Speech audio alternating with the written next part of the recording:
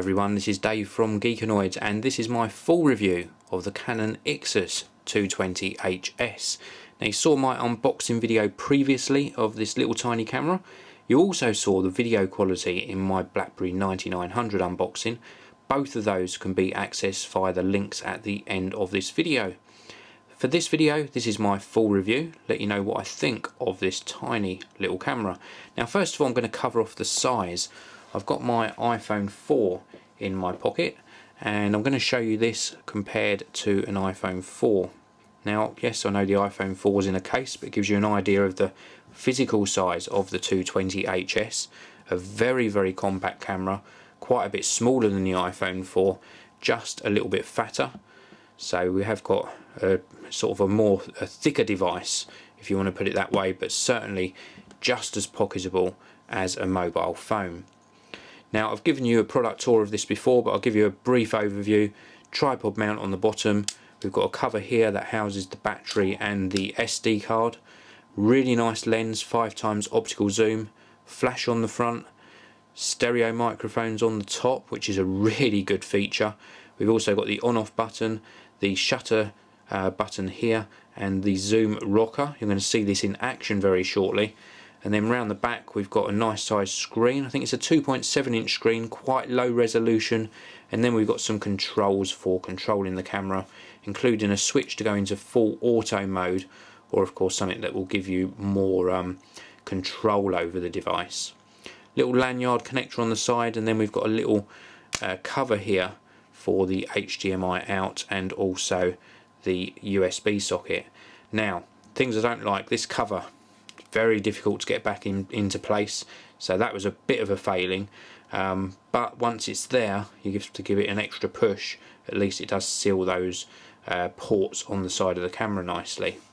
Something else I don't like as well, let's switch the camera on, is the low resolution screen.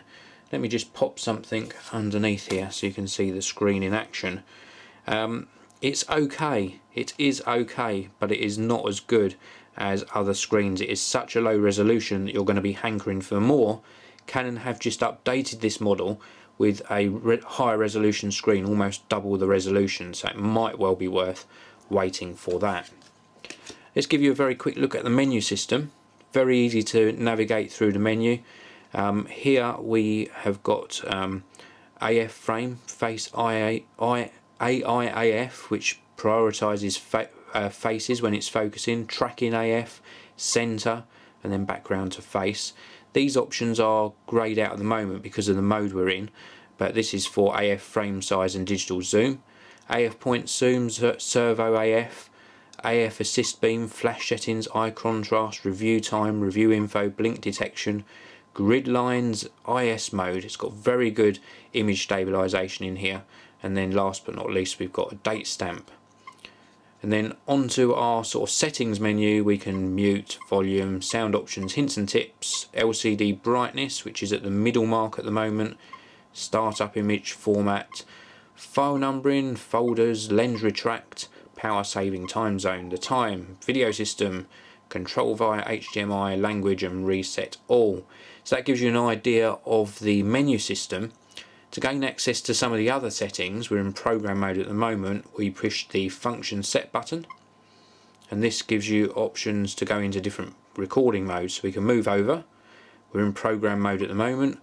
We can go into movie digest, and then we've got some scene modes: portrait, kids and pets, smart shutter, high speed burst, etc. I'm not going to show you them all, but it gives you an idea of all of the settings. And then we can go through the other functions such as self timer, the drive mode, the image aspect ratio, the actual size of the image. This is a 12.1 megapixel camera. The new one I think is 14.1, so a step up in resolution in the new one. Also the compression quality, and last but not least the movie quality, which is set to 1920 by 1080 at the moment, full HD resolution. I'm going to give you a quick look at how that looks on your screen now. This video is being recorded with the Canon Ixus 220HS in a studio environment. You can see I've got some good studio lighting going on here to give you a really good idea of how this will perform with good room lighting. Now it is also nice that with this little camera you can zoom in whilst you're recording.